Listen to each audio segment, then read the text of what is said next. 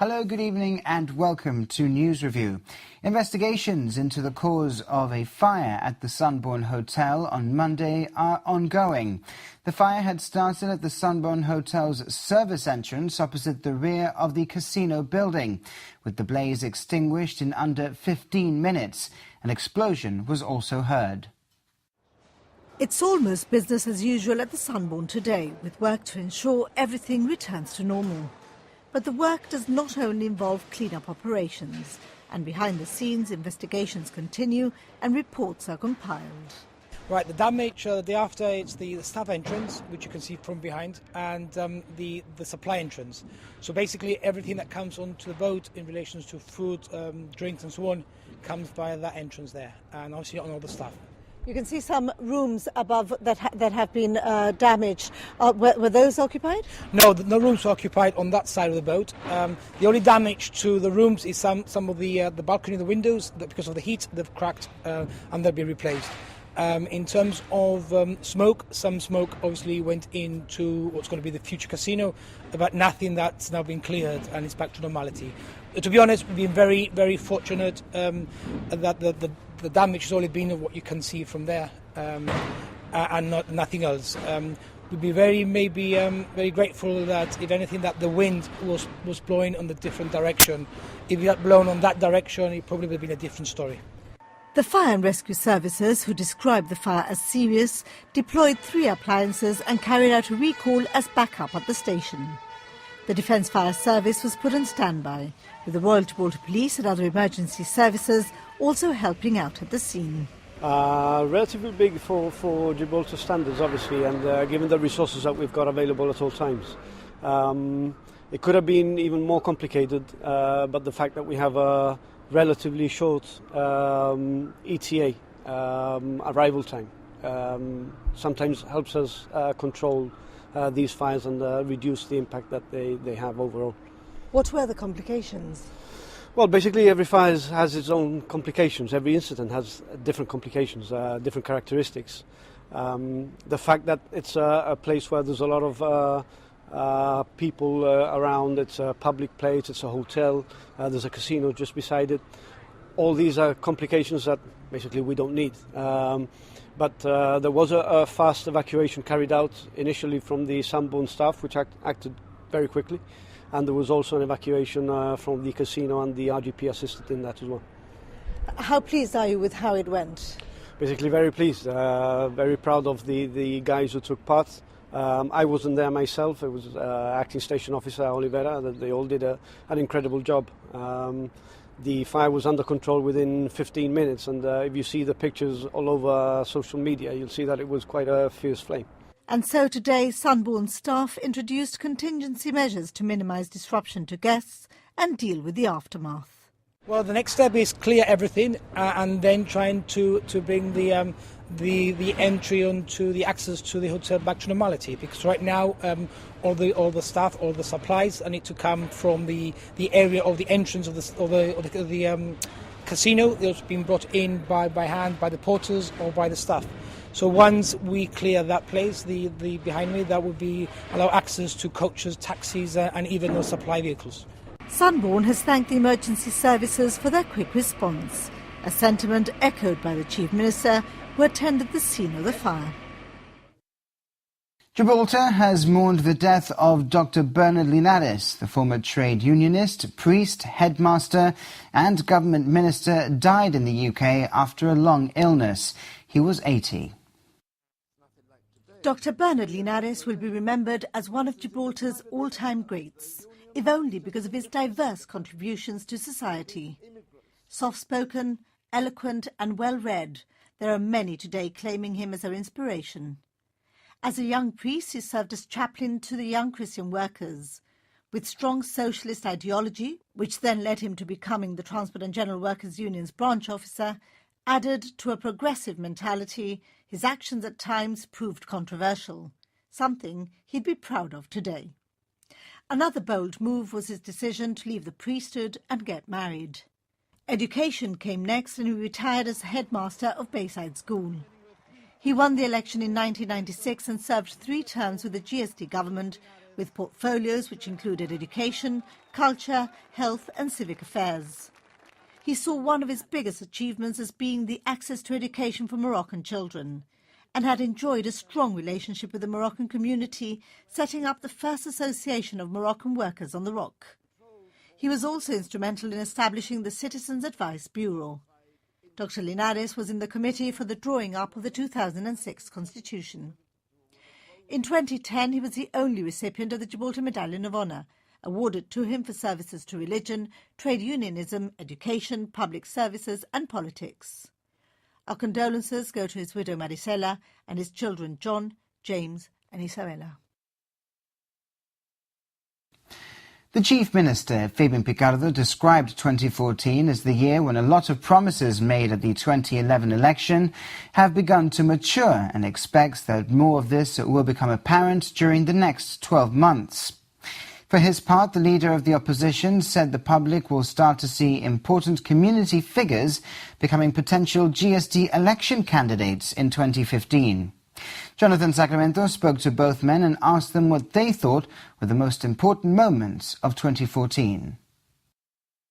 Well, I think 2014 has been a year where you've seen a lot of the government projects mature, having won an election in late 2011, having made a lot of promises in 2014.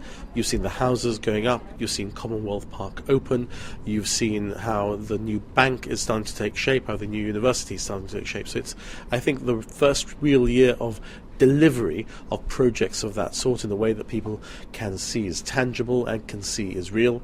And in terms of public finance as well, the robustness of Gibraltar's economic position in terms of public finance and our general economic performance, I think all of those things are the hallmark of 2014 for me. And what do you expect 2015 will bring? Well, an election is 12 or so months away. Whatever happens, if there is an election in 2015, whatever it is that the world throws at Gibraltar, whether I'm the person at the helm after any such election or not, all I hope is that we'll continue to see the levels of prosperity that we have seen in Gibraltar for the past almost 30 years now, and that we continue to see people be able to enjoy their Christmases and New Years with their families with abundance. And not every family in Gibraltar that has everything. There are some that don't, and we have to be very conscious of that, but the vast percentage of families in Gibraltar at this time of year can reflect on having abundance in their homes, having their families together. So whatever the result of the politics of the next 12 months, let that be the Christmas next year too. The budget, because it showed yet again that the big lie by the GSOP Liberals at the last election has well and truly unravelled. That you cannot on the one hand claim that the public finances of Gibraltar were in a ruinous state and that we were addicted to debt, and on the other, just within months of that general election, start spending money as if there is no tomorrow. And I think that the budget really sort of brought that home to the people of Gibraltar. As far as the reshuffle is concerned, well, I think that this was just simply a reshuffle generally in order to hide one important reshuffle, and that is the movement of Joe Bossano out of employment and into this new ministry, which personally I don't see much point in, because quite frankly he's just simply doing what he was doing already. What's happened here is that they've taken employment away from him, and that is really a condemnation of government policy in relation to employment, which we saw in the poll that GBC conducted is so important to the people of Gibraltar. And of course, to you and me, the seminal moment in 2014 was the appointment of Louis van Gaal to Manchester United, and I hope that we have a very good 2015 in that regard too. And as regards the GSD, what do you hope that the year will bring the Social Democrats? I mean, I've always said that only God knows, and the people of Gibraltar will decide who wins the next election, but it's our job to provide an alternative, and that is what we will be doing, and that is what people will see in sharper focus by seeing people, more and more people joining the GSD within 2015 of substance, and potentially people that can stand with the GSD in a lineup. Also this week, the Attorney General, Ricky Rhoda QC, was awarded a CBE in the Queen's New Year's Honours. A British Empire Medal was awarded to the former clerk to the Parliament, Melvyn Farrell, with 3 Gibraltar Awards also given to members of the local community for their services to government, the arts, sports and charity. Ricky Roder is set to be Gibraltar's longest-serving Attorney General when he retires next year.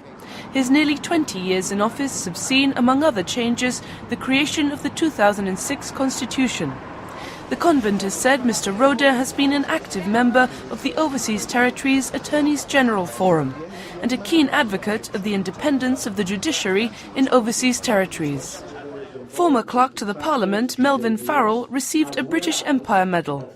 Mr. Farrell began his career in the civil service in 1966. He was the returning officer for the 2006 referendum on the new constitution, as well as a number of elections, including 2 general elections. The Governor, Sir James Dutton, has also given 3 Gibraltar Awards in recognition of exceptional services to the community. John Radford Sr. has been honoured for his involvement in athletics and the Royal Engineers Association, in particular for his coaching of many local athletes. Margaret Seed was recognised for her contribution to theatre in Gibraltar, having directed the annual pantomime for many years and encouraged many young actors to develop their skills. And Susan Walters was honoured for her work in the soup kitchen at Nazareth House, 5 days a week for the past 27 years, with the convent describing her service to the charity as invaluable.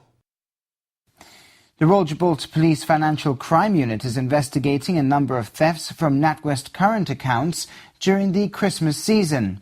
Speaking to GBC, a NatWest spokesperson has warned customers to call 200 777 if they think they've been a victim of fraud.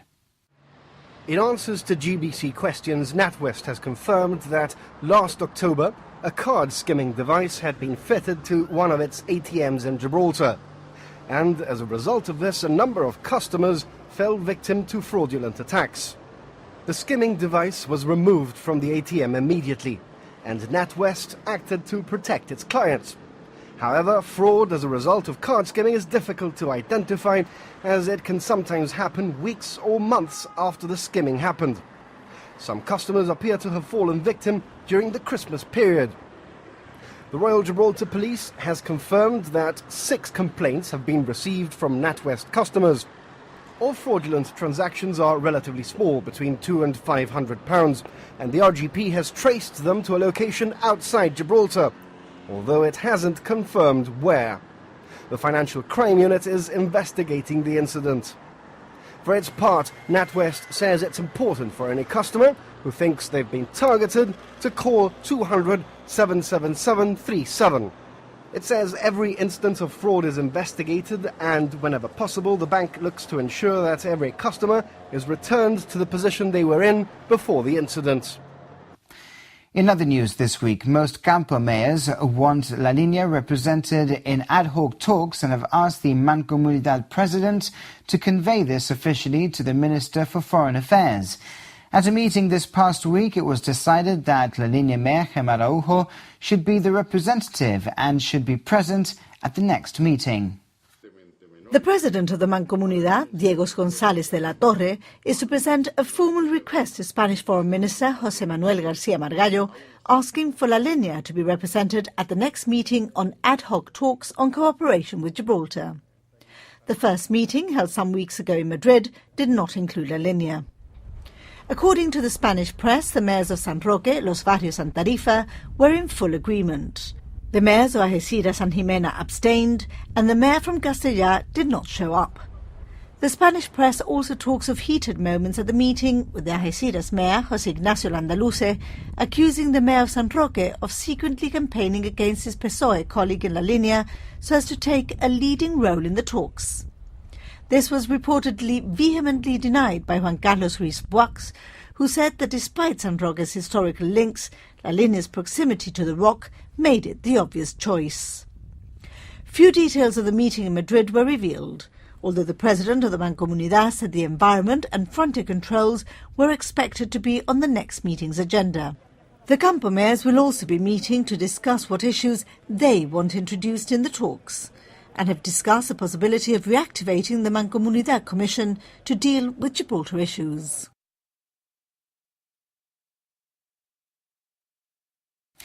And we'll be back with more of this week's news after this break.